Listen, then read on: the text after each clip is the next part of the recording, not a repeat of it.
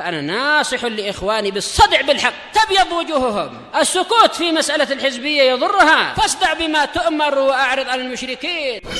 سلامي على دماج ورجالها والشيخ يحيى ودار العلم يا سعد بانيها. بسم الله الرحمن الرحيم. الحمد لله والصلاة والسلام على رسول الله wa ala alihi wa sahbihi wa man wala ma ba'd.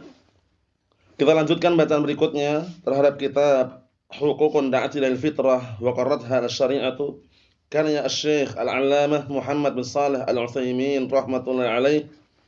Sekarang kita berada pada halaman 31, Al-Haqqus Sabi', hak yang ketujuh, Huququl Wulati war Ra'iyyah, hak yang berkaitan masalah pemimpin dan rakyat sipilnya. Ini kenapa dibahas barakallahu fi? Karena banyak dari kalangan kaum muslimin yang tidak paham seputar ini, akhirnya justru mereka menjadi pemberontak yang ingin menggulingkan kekuasaan pemerintah dan sering membuat acara-acara demonstrasi atau yang semisalnya. Tapi yang paham syariat aslinya itu mereka tidak perlu bertindak anarkis atau arogan di hadapan pemimpin atau pemerintah. Cukup mendoakan mereka di saat mereka tergelincir selama tidak mampu menasihati empat mata. Adapun penggulingan kekuasaan, kudeta, revolusi, pemberontakan, itu bukan termasuk ciri khas Ahlus Sunnah wal Jamaah. Karena termasuk ciri khas Ahlus Sunnah wal Jamaah adalah senantiasa setia dan taat kepada pemimpin selama pemimpin merintahkan perkara yang baik, bukan perkara yang mungkar. Ya ayyuhalladzina amanu athi'ullah wa athi'ur rasul wa ulil amri minkum. Wahai orang yang beriman, taatilah Allah, taatilah Rasul serta para pemimpin di antara kalian. Jadi Ahlus Sunnah wal Jamaah yang paham sunnah dan mereka bersatu di atas al-haq, bersatu di atas Al-Qur'an dan sunnah, mereka sangat anti yang namanya demonstrasi. Karena demonstrasi itu termasuk bentuk benih-benih pemikiran Khawarij yang berujung keributan. Kita saksikan dimanapun ada demo, itu biasanya tidak ada ketenangan. Yang ada hanya keributan. Bakar kantor polisi, bakar kantor penjagaan, bakar sarana umum, itu terjadi di mana-mana. Oleh karena itu Ahlus Sunnah yang paham syariat dengan benar barakallahu fiik sangat anti yang namanya demonstrasi. Paham ya? Walaupun mereka tidak ikut andil dalam pesta demokrasi, ya, walaupun mereka tidak ikut yang namanya barakallahu pesta pemilihan umum atau yang semisalnya, tapi mereka setia dengan pemimpin selama sudah dilantik dari pemimpinnya. Dalam perkara apa? Yang baik, bukan perkara yang mungkar. Jadi jangan sampai mereka teriak-teriak nuduh Ahlus Sunnah teroris, Ahlus Sunnah tidak setia sama pemimpin. Buktinya setiap ada acara pemilu enggak ikut. Lihat dulu, nanti kalau orang-orang yang ikut pemilu itu, misalkan Misalkan ada kebijakan pemerintah yang mereka enggak sukai, yang mereka tidak cocok, mereka demo. Mereka teriak-teriak, enggak terima dengan keputusan pemerintah, enggak terima dengan keputusan pemimpin. Ahlus Sunnah walhamdulillah, mereka berada di garda paling depan.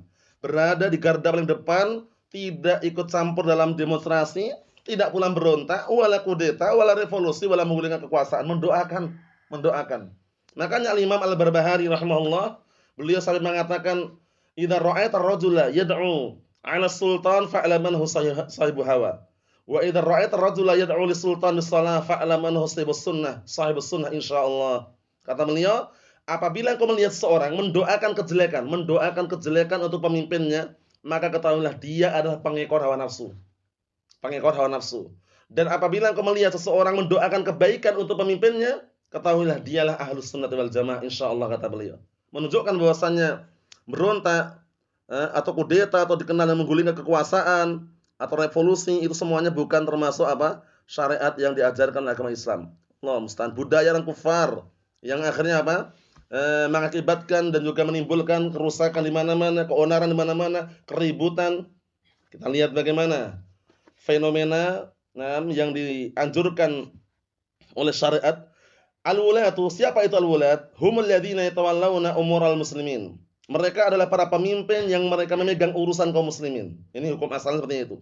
Paham ya? Sawa'un kanatil wilayah 'amah, baik kekuasaan itu umum, menyeluruh, karra'is al-a'la, seperti pemimpin pusat, pemimpin yang paling tinggi berdaulah dalam suatu negara, am khassa, atau pemimpin yang ada di tempat-tempat khusus. Kadang-kala kan pemerintah pusat menunjuk ada pemimpin di setiap daerah kan. Nah, itu juga pemimpin juga itu.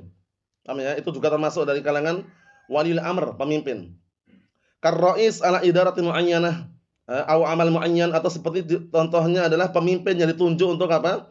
Untuk na'am barakallahu fi kementerian tertentu, paham ya? Atau pekerjaan tertentu. Wa kullu haula lahum haqqun yajibul qiyam bihi ala ra'iyatihim. Mereka-mereka itu memiliki hak yang wajib bagi rakyat sipilnya untuk apa? Untuk setia dan mentaati mereka. Dalam perkara apa ini? Perkara yang baik, perkara yang ma'ruf, perkara yang tidak berseberangan syariat. Adapun perkara yang mungkar, perkara yang haram, suap menyuap, mengambil harta orang yang tidak berhak misalkan, jangan pernah ikut. Jangan pernah ikut, barakallahu fiik. Makanya jadi pemimpin itu kadang-kala ujiannya di harta. Jadi kalau dia tidak paham tentang syariat dan tidak kuat imannya, dengan harta itu dia akan luluh nanti.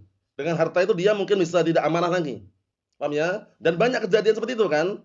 Datang harta dari atasan, itu jumlahnya besar, tapi sampai rakyat sipil jumlahnya ditipis. Banyak seperti itu, banyak sekali. Harta barakallahu. Makanya jadi pemimpin itu berat sebenarnya. Menjadi pemimpin bukan perkara yang ringan, tapi perkara yang berat. Perlu orang yang memiliki jiwa besar dan perlu keimanan yang kuat dan perlu na'am barakallahu fiik ilmu untuk membimbing dia. Ini hartanya haram atau halal? Punya siapa harta ini? Harta ini punya rakyat atau menggaji kami? Kalau harta ini punya rakyat, sampaikan kepada rakyat. Jangan harta punya rakyat dimakan oleh apa? Oleh orang atasan, dipotong. Jatahnya 100 juta dari kantor pusat, agar dibagikan rata di rakyat tertentu atau di kampung tertentu, sampai rakyat cuma 50 juta. Yang 50 kemana? Allah musta'an. Ini terjadi nggak seperti itu? Terjadi, ini bahaya sekali. Makanya pemimpin itu fitnah di harta di antaranya. Di samping harta, ketenaran. Dia akan tampil dia karena dia pemimpin. Nah, makanya sudah kami bilang berkali-kali barakallahu fiik. Nah, lebih baik menjadi rakyat biasa. Rakyat sipil, sunni, salafi, paham sunnah, mengikuti jejaknya para salaf, aman sudah.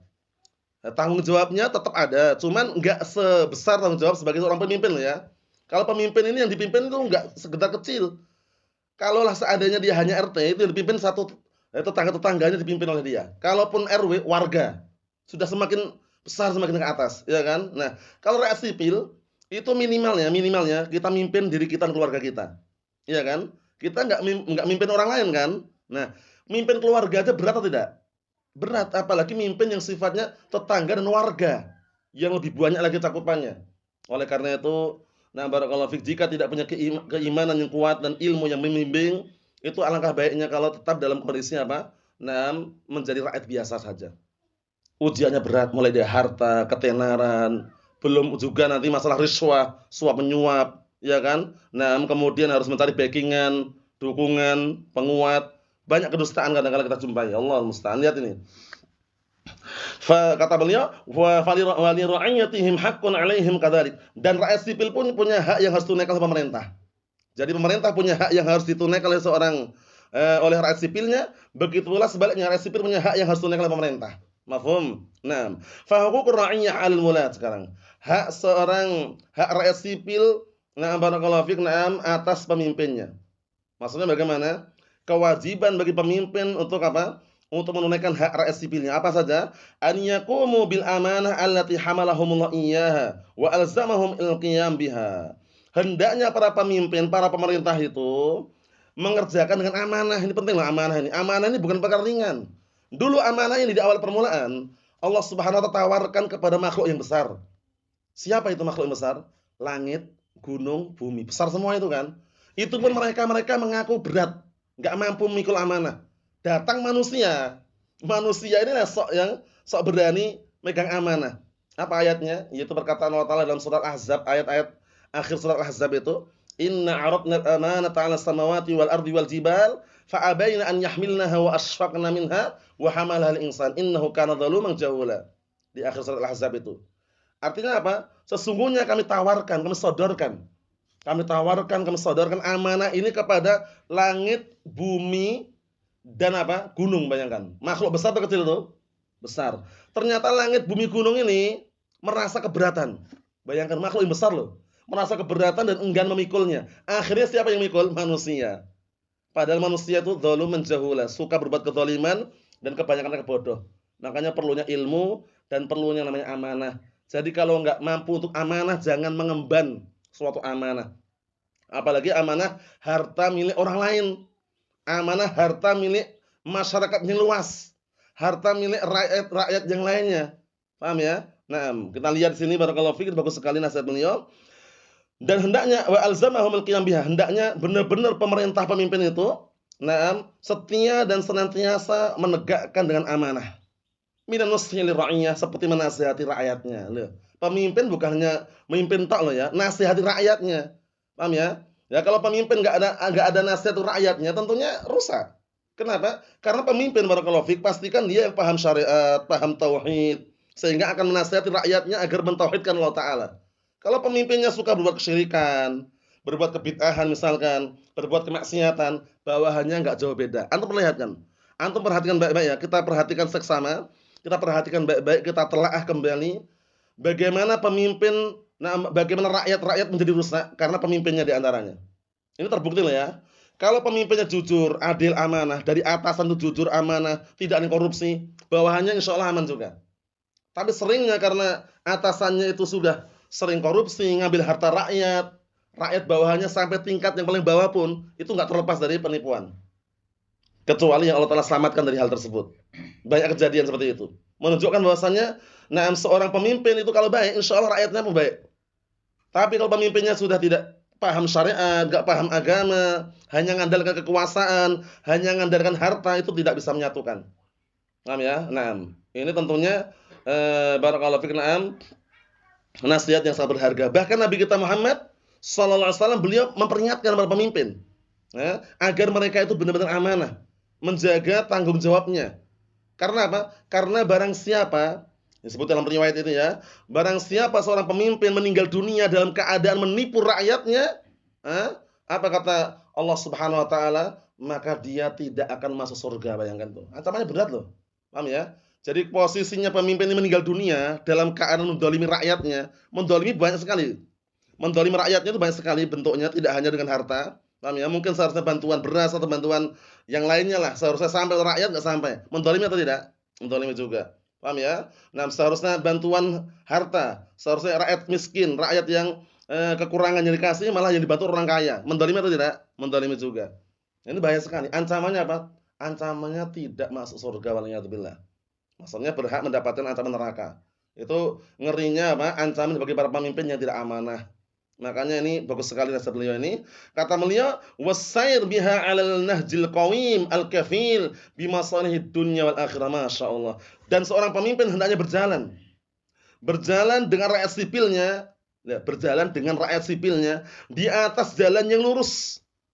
Mengayomi, menjaga, melindungi dengan kebaikan dunia dan akhirat, bukan dunianya aja. Makmur, tentram, lestari, langgeng, tapi dunianya, akhiratnya penuh kesyirikan, penuh kebid'ahan, enggak bisa. Paham ya? Karena kan tujuan utama bukan dunia, ya kan? Tujuan utama akhirat. Kalau dunianya lestari, langgeng, masya Allah makmur, tapi akhiratnya tidak makmur, sama aja kan ibaratnya. Ibarat orang hidup di dunia ini, sebagaimana perkataan Rasulullah SAW, ibaratnya seperti orang yang mengecelupkan jarinya ke lautan. Coba kita bayangkan, ngecelupkan jarinya ke lautan, ditarik kembali. Air yang dibawa oleh jari itu banyak atau hanya satu tetes, dua tetes? Setetes, dua tetes saja. Itu ibaratnya kalau kita hidup di dunia itu sebentar. Hidup dunia cuma sebentar, nggak lama. Paham ya? Ibaratnya dengan ibarat yang lain, seperti orang yang singgah mampir minta air minum, itu nanti setelah minta air minum, kasih minum, dia pergi. Nggak bermalam di tempat orang yang punya air minum. Hanya sebentar hidup dunia ini, barakallahu fiik. Makanya kita harus pandai-pandai cerdas memikirkannya itu akhirat. Ya, dunia sambil jalan saja. Akhirat ini nomor satu ini. Kalau kita tidak mikirkan akhirat dengan matang, tidak mencari bekal sekarang, kapan lagi? Usia kita sampai kapan nggak tahu kan? Padahal sudah dijelaskan oleh Nabi kita Muhammad sallallahu alaihi wasallam dalam hadis yang sahih, a'maru ummati ma baina 60 ila 70 wa aqalluhum man yajuz dzalik. Usia umatku itu berkisar antara 50 sampai 60 loh, bayangkan itu. Kata Rasul sallallahu alaihi wasallam. 60 sampai berapa? 60. Sedikit sekali yang lebih dari 60 itu, walaupun ada. Menunjukkan ini ultimatum buat kita semuanya, belum terlambat. Selama nafas masih dihembuskan, kita masih hidup, kesempatan. Kapan lagi kalau bukan sekarang ini, ya kan? Beramal amalan saleh, memperbanyak amalan kebaikan, ibadah jangan terlewatkan, salat 5 waktu jangan terlewatkan. Seperti itu. Kemudian yang perempuan, yang akhwat, yang ummahat, yang udah bersuami, taat dengan suaminya pada perkara yang baik. perkara yang ma'ruf, sebagaimana juga suami tidak menyia-nyiakan hak istrinya, seperti itu. Kita lihat di sini kata beliau, wa dzalika bittiba'is sabilil mu'minin, bittiba'is sabilil mu'minin. Yang demikian itu dengan cara mengikuti jalannya orang-orang yang beriman. Siapa maksudnya nih? Jalannya para salaf, jalannya para sahabat, jalannya para tabi'in, jalannya para atba'ut tabi'in. Tidak pernah dinukilkan Abu Bakar, wala Umar, wala Utsman, wala Ali berontak pemerintah, enggak pernah. Paham ya? Berontak Rasulullah enggak pernah. Paham ya? Nah, kenapa? Karena memang mereka paham benar, pemberontakan itu haram. Apalagi sampai kudeta menggulingkan kekuasaan. Paham ya? Yang sekarang Anda saksikan mungkin peperangan di daerah luar sana, di negara-negara luar sana, peperangan itu seringnya bukan karena agama. Karena politik. Politik dunia, rebutan harta, rebutan kekuasaan, rebutan lahan, dah itu. Perhatikan baik-baik kalau orang percaya. Seringnya rebutan harta, politik, jabatan, dunia. Jarang sekali rebutan agama itu. Bisa dipahami ya? Itu menunjukkan bahwasanya lemahnya kaum muslimin di akhir zaman. Dan ini sudah disabdakan oleh Rasulullah SAW dalam hadis yang sahih bahwasanya apa? Kalian itu jumlahnya banyak. Kaum muslimin itu di hari tersebut bukan sedikit, banyak jumlahnya. Hanya saja kaum muslimin itu diibaratkan seperti apa? Buih. Antum tahu buih? Buih? Umpluk. Kalau bahasa Jawanya umpluk. Busa yang ada di tepi sungai, yang ada di lautan. Diterpa kemana aja ikut. Itu kaum muslimin di akhir zaman. Kenapa? Karena sudah terjangkit penyakit apa? Al-wahn. Sudah mengidap penyakit apa? Al-wahn. Apa itu al-wahn? Kata Rasulullah SAW ketika ditanya, ya Rasulullah, wa mal wahn? Wahai Rasulullah, apa itu al-wahn ini? Hati-hati nih. Penyakit ini nggak ada obatnya di apotek loh ya. Afwan ya. Di apotek nggak ada, di supermarket nggak ada, di pasar manapun nggak ada obatnya. Obatnya hanya kembali kepada Al-Quran was sunnah dan diamalkan. Apa itu wahn itu? Hubbud dunya wa karahiyatul maut. Itu penyakit wahn. Cinta dunia, takut mati. Udah itu. Itu penyakit wahn. Penyakit wahn itu nyari di apotek nggak dapat. Bilang ke petugasnya, ada nggak obat agar nggak cinta dunia? Nggak ada. Ya. Kemudian takut mati. Nah di apotek nggak ada juga. Obatnya ya di majelis ilmu seperti ini. Dikaji Al-Quran, dikaji As-Sunnah, jelaskan apa adanya, bagaimana Rasulullah menjelaskan, bagaimana para sahabat menjelaskan. Qala Allah, qala Rasul. Setelah mengenal Al-Quran Sunnah, amalkan. Itu obatnya. Karena cinta dunia, takut mati, itu peluang sangat besar orang-orang kufar menindas kaum muslimin. Orang-orang kufar menjadi pemimpinnya, kaum muslimin jadi bawahannya, ditindas. Gara-gara apa? Harta, bayangkan, cinta dunia. Dia lebih mengedepankan apa? Hartanya daripada dunianya. Paham ya? Nah, apa? Daripada akhiratnya. Dia lebih mengedepankan dunia dan hartanya daripada akhiratnya. Gara-gara harta ini. Takut mati. Kalau udah takut mati, jihad fisabilillah pun nggak berangkat juga. Kalau seandainya takdirkan jihad, nggak berangkat. Nah, kalau nggak berangkat, siapa yang berkuasa? Orang kufar. Makanya sebutkan dalam hadis tadi sudah kami lewati bahwasanya antum yauma idzin katsir, bal antum yauma idzin katsir walakinnakum qusaun ka ghutsa'is sail. Kalian tuh jumlahnya banyak di hari tersebut. Hanya saja kalian tuh bagian buih, umpluk, busa. Yang dibawa oleh apa? Oleh banjir. Jadi kemana aja ikut. Orang kafir mengatakan A, ikut A. Padahal kalau dia punya prinsip yang kokoh, punya agama yang kuat, iman yang kuat dengan ilmu Al-Qur'an Sunnah, dia akan menahan. Lebih baik meninggal dunia daripada harus mengorbankan dan mengambil apa? Harta dan kemudian menjual agamanya. Jangan. Itu salah. Pastikan kita harus mengambil yang kekal abadi itu akhiratnya. Ini kita lihat lagi. Wa hiya tariqul lati kana 'alaihi Rasulullah SAW, yang mana itu jalannya yang dahulu Rasulullah SAW berada di atasnya. Fa inna fiha as-sa'adah lahum wa lira'atihim. Dikarenakan jalan yang ditempuh oleh Rasul SAW itu ada kebahagiaan untuk mereka, yaitu para pemimpin, wa lira'atihim, dan untuk rakyat sipilnya. Wa min tahta aydihim, dan orang-orang di bawah kekuasaan mereka. Wa hiya ablaghu syai'in yakunu bihi ridha ar-ra'iyah an ra'atihim wal irtibat bainahum wal khudu' li awamirihim wa hifdzul amanah fima yalunahum iyyahum. Artinya yang mana hal tersebut, jalan yang ditempuh oleh Rasulullah SAW itu adalah jalan yang paling menyentuh, paling bisa digunakan untuk mendapatkan ridha rakyat sipil. Amanah. Kalau pemimpin amanah, senang enggak rakyatnya? Senang. Kalau pemimpin jujur, rakyatnya senang atau tidak? Senang juga. Nah, itu yang untuk mendatangkan ridho, kesenangan rakyat sipil di antaranya apa? Jalannya Rasulullah sallallahu alaihi wasallam. Mafhum? Nah, dan akan ada keterikatan antara mereka, antara apa? Pemerintah, pemimpin dan juga rakyat sipilnya, khudu, tunduk kepada apa? Pada perintah-perintah mereka, dan akan menjaga amanah pada perkara-perkara yang setelah mereka. Fa inna man ittaqallaha ittaqahun nas. Dikarenakan barang siapa yang bertakwa kepada Allah Subhanahu wa taala, niscaya manusia pun akan menjaganya. Wa man ardallah kafahullah mu'natan nas wa ardahum anhu masyaallah. Dan barang siapa yang mencari ridha Allah, ingat-ingat, yang mencari ridha Allah, bukan ridha manusia lah ya. Mencari ridha Allah, niscaya Allah Ta'ala berikan kecukupan, keperluan manusia, dan Allah Ta'ala bikin mereka ridha pada Allah Subhanahu wa taala. Jadi kalau mencari ridha, jangan pernah mencari ridha manusia. Manusia itu kadang-kala kita mencari ridhonya enggak ridha juga, ya kan? Sudah kerja diperbagus, masya Allah, yang seharusnya halus, seharusnya tidak halus dia bikin halus, pokoknya sesuai dengan apa? Di atas rata-rata lah kerjaannya. Tapi bosnya enggak ridha juga. Kadang gitu, ya kan? Karena mencari ridha manusia. Tapi kalau mencari ridha Allah Subhanahu wa taala bermodalkan jujur, amanah, mendapatkan. Makanya ada ungkapan sebagian para ulama, ridhon nas ghayatun la tudrak. Ridha manusia itu suatu puncak yang tidak bisa diraih. Jadi kalau mencari kemanapun keridhaan, mencari keridhaan Allah Ta'ala. Bekerja, menafkahi istri, nyari ridha siapa? Allah Subhanahu wa taala. Paham ya? Belajar, mencari ilmu, mencari ridha siapa? Allah Subhanahu wa taala. Mengajarkan ilmu kepada manusia, mencari ridha siapa? Ridha Allah Subhanahu wa taala. Tenang pikirannya. Tapi kalau mencari ridha manusia enggak dapat, itu dia kecewa. Dia kecewa. Kenapa kecewa? Karena dia mencari ridha manusia. Manusia enggak suka, enggak senang dengan dia, dia kecewa. Tapi kalau dia mencari ridha Allah Subhanahu wa taala, pasti dapat. Paham ya? Nah, jadi kalau sedekah, infak, belajar, menyampaikan ilmu, itu kalau mencari keridhaan, ridha Allah Subhanahu wa taala yang tidak mengecewakan. Paham ya? Yang tidak pernah mengecewakan. Nah, kita lihat lagi. Kata beliau, li'annal quluba biyadillahi yuqallibuha kaifa yasha. Sahih. Dikarenakan hati-hati manusia itu berada di tangan Allah Ta'ala. Yang Allah Ta'ala bolak-balik hati tersebut sebagaimana Allah Ta'ala inginkan. Makanya banyak-banyak doa apa yang Rasul anjurkan itu. Ya muqallibal qulub, tsabbit qalbi ala dinik. Dalam riwayat ala ta'atik. Itu doa yang bagus dan sering kita ulang-ulang itu. Hati kita itu enggak ada yang menjamin. Kita sekarang istiqomah, nanti di akhir hayat belum tentu. Tetap berdoa terus. Makanya ketika sholat 5 waktu kita sering baca apa? Ihdinas siratal mustaqim. Ya Allah, tunjukkanlah kami kepada jalan yang lurus. Maksudnya apa? Beri kami istiqomahan sampai akhir hayat, sampai ajal menjemput, senantiasa di atas jalan yang lurus. Itu maknanya. Kita sudah berada di atas jalan yang lurus. Kita sudah berada di atas agama yang benar. Cuman meminta kepada Allah Ta'ala agar jalan yang lurus, agama yang benar ini ada pada kita sampai akhir hayat dan ajal menjemput kita. Itu caranya gitu. Paham ya? Doa tadi bagus sekali ya. Muqallibal qulub, tsabbit qalbi ala dinik. Wahai zat yang membolak-balikkan hati, kokohkan hatiku di atas agamamu. Karena yang membolak-balikkan hati manusia hanya Allah Ta'ala.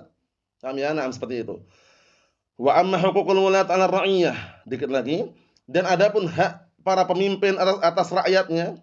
Paham ya? Nah, barakallahu fiik. Naam, bagaimana? Kalau tadi hak apa? Hak.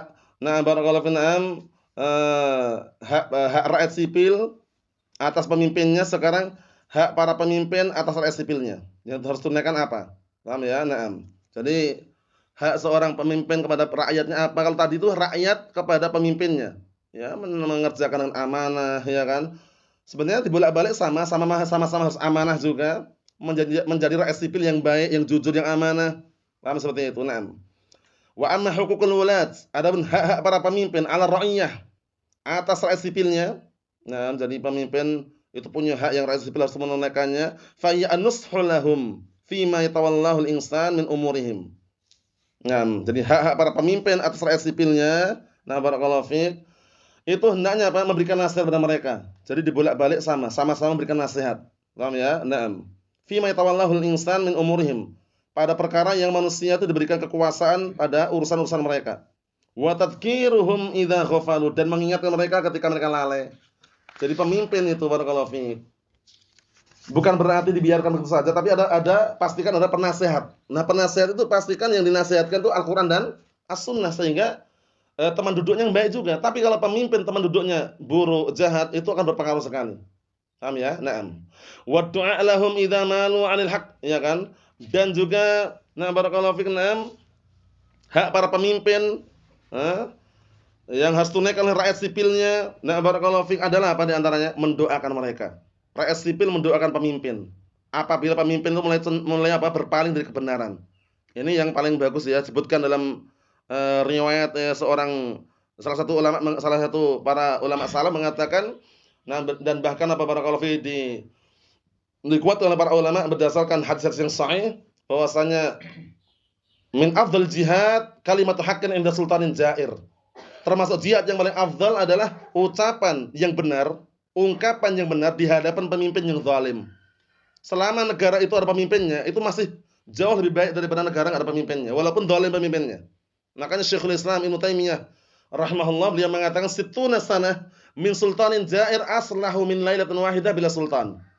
60 tahun dipimpin oleh pemimpin yang zalim, 60 tahun ya, di bawah kepemimpinan yang zalim jauh lebih baik daripada semalam enggak ada pemimpinnya. Coba kita bayangkan negara yang sebesar ini, misalkan naudzubillah min dzalik, atau negara yang lain yang besar, terus semalam enggak ada pemimpinnya, kira-kira apa yang terjadi? Kerusakan. Kerusakan di mana-mana, penjarahan, perampokan, tindakan kriminal, kejahatan. Tapi 60 tahun selama masih ada pemimpin, walaupun dia zalim, walaupun dia jahat, itu masih kondusif keadaannya.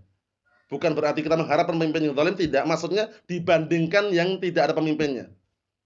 Bisa dipahami ya? Nah, barakallahu fiik. Antum lihat sekarang di negara Yaman, di negara Suriah atau negara barakallahu fiik, Palestina atau negara yang mana yang pernah ada keributan, kekacauan, sampai sekarang keadaannya kurang kondusif gitu loh ya. Nah, di sana ada pemimpin dibagi-bagi. Keributan di mana-mana. Nah, walaupun istilahnya ketenangan tetap masih ada. Selama ada sunnah di sana, ketenangan masih ada. Paham ya? Tapi yang jadi syahid di sini, inti di sini adalah apa, barakallahu fiik? Suatu negara yang besar ketika tidak ada pemimpinnya itu akan jadi kerusakan. Paham ya? Terjadi kerusakan, keributan. Makanya barakallahu fiik, Rasulullah SAW mengatakan fasma' wa ati' wa anduriba dhahruk wa ukhidha maluk. Dengarkan dan taati pemimpin. Walaupun sampai pemimpin itu memukul punggungmu, ngambil hartamu, bayangkan itu. Selama dia pemimpin dan perkara yang baik, perkara yang bagus, dengarkan dan taati. Kita ambil dikit lagi pas di titik itu. Wa imtithalu amrihim fi ghairi ma'siyatillah, dan hak pemimpin terhadap rakyat sipilnya, maksudnya kewajiban rakyat sipil terhadap pemimpinnya apa? Yaitu mengerjakan perintah mereka pada perkara yang selain kemaksiatan, ingat selain kemaksiatan. Jadi kalau ada praktek-praktek kemaksiatan, perintah-perintah maksiatan yang semisalnya, jangan pernah ikut. Yang sifatnya seringnya itu hanya hak asasi manusia, bukan paksaan. Seperti apa? Pesta demokrasi. Tahu pesta demokrasi ya? Katanya dari rakyat oleh rakyat kembali ke rakyat. Suara dikumpulkan dari rakyat, yang nyoblos juga rakyat. Katanya manfaatnya kembali ke rakyat. Setelah jadi lupa sama rakyatnya. Allahul musta'an. Banyak kejadian seperti itu, ya kan? Allahul musta'an. Kemudian pemimpin itu, cara pemilihan sistem demokrasi itu salah. Kenapa salah, barakallahu fiik? Itu kan jadi pemimpin suara paling terbanyak kan? Kalau yang jago preman. Preman bodoh tapi hartanya kaya. Hartanya kaya, kemudian semua orang dikasih uang, akhirnya dia menang. Jadi pemimpin dia. Nah, itulah fenomena akhir zaman. Yang Rasulullah sebutkan dalam hadis yang sahih bahwasanya hatta idza lam yabqi fil ardi aliman ittakhadhan nasu ru'usan juhalan fasu'ilu fa'aftau bighairi ilmin fadallu wa adallu. Sampai ketika Allah Ta'ala tidak meninggalkan lagi di muka bumi ini seorang alim enggak ada lagi, manusia menjadikan orang bodoh menjadi pemimpin. Kalau orang bodoh jadi pemimpin, apa yang terjadi coba? Kalau dia masih mending, pemimpin yang bodoh ini diam, itu masih mending, masih bagus. Dalam artian masih tidak menimbulkan kerusakan. Ini pemimpin yang bodoh ini ditanya jawab, berfatwa tanpa ilmu. Akhirnya apa? Fadallu wa adallu, sesat dan menyesatkan, bayangkan itu. Makanya kita perlu bekal ilmu, fungsinya apa? Agar kita tidak tersesat. Agar kita paham syariat yang benar. Taatnya kepada pemimpin itu sebatas perkara yang apa? Ma'ruf, perkara yang baik. Rambu-rambu lalu lintas kita taatin. Ya kan? Ketika hijau kita berjalan, ketika kuning berhati-hati persiapan, merah berhenti. Itu rambu-rambu yang sifatnya ada maslahah dan mafsadah. Ya, dalam artian kalau kita terjang itu bisa fatal hasilnya, rusak. Paham ya? Seperti itu. Karena itu untuk mendatangkan maslahat dan bahkan ada mafsadahnya kalau kita langgar. Itu termasuk bentuk taatnya di antaranya itu di antaranya. Paham ya? Nah, kemudian perkara-perkara maksiat haram tidak ada ketaatan. Yang sifatnya hak asasi manusia, kita milih yang terbaik. Bukan mengatakan dipaksa. Paham ya? Jangan sampai ada alasan dipaksa. Kamu dipaksa, Ustaz. Yang maksa siapa? Nah, gunakan hak pilih Anda atau hak paksa Anda? Gunakan hak pilih Anda. Hak pilih Anda. Ingat-ingat. Ketika ada acara demokrasi pemilu itu, gunakan hak pilih Anda, hak paksa Anda. Hak pilih Anda. Berarti hak asasi manusia. Enggak datang pun enggak masalah juga. Tapi kalau sudah ada pemimpin, taat. Kalau sudah ada pemimpin, wajib taat. Prosesnya karena berseberangan syariat, kita tidak perlu ikut. Tapi kalau dilantik pemimpin, selama itu pemimpin yang sah dan dia barakallahu fiik tidak menampakkan kekufuran yang nyata dan jelas, taat. taat pada perkara yang baik, perkara yang mungkar jangan pernah taat. Paham ya? Itu perlu diketahui dan perlu dikondisikan dan pahami syariat dengan benar. Jangan sampai salah dan gagal dalam memahami syariat. Pemimpin, nah pemerintah tidak boleh kita berontak, kudeta, revolusi menggulingkan kekuasaannya. Doakan kebaikan untuk mereka. Paham ya? Doakan kebaikan. Jangan khutbah Jumat dari awal sampai akhir bahas kejelekan pemimpin, nyindir-nyindir, bahkan apa? Jatuhkan martabat kehormatannya, enggak boleh. Paham ya? Enggak boleh. Apa kata Imam Fudail Iyad rahimahullah? "Lau kanat li da'watun mustajabah la saraftuha li sultan." Kalau seandainya aku punya doa yang dikabulkan, niscaya doaku ini akan aku pakai mendoakan pemimpin, bayangkan. Beliau sampai seperti itu. Karena kalau mendoakan pemimpin, pemimpinnya bagus, rakyat sipilnya juga bagus. Kan gitu. Nah, barakallahu fiik. Kata beliau, li anna fi dzalika qiwamul amr wa intidhamih, dikarenakan mentaati pemimpin, ya, dalam perkara yang baik itu merupakan apa? Tegaknya pemerintahan dan juga tersusunnya pemerintahan. Wa fi mukhalafatihi, dan di dalam menyelisihi pemimpin, wa isyanihim, dan bermaksiat kepada mereka, wa intisyarul fawdha, akan menyebarkan keributan, wa fasadul umur, dan akan jadi kerusakan di mana-mana.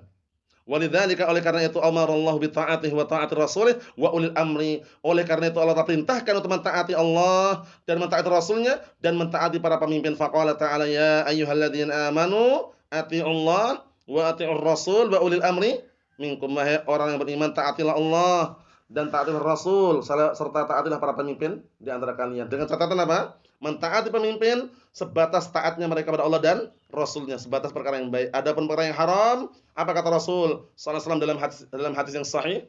Innama ta'atu fil ma'ruf wa la ta'ata li makhluqin fi ma'siyatil khaliq. Ketaatan itu hanya dalam perkara yang baik saja dan tidak ada kewajiban untuk taat kepada makhluk yang lain selama itu adalah bentuk kemaksiatan terhadap apa? Zat yang Maha Pencipta.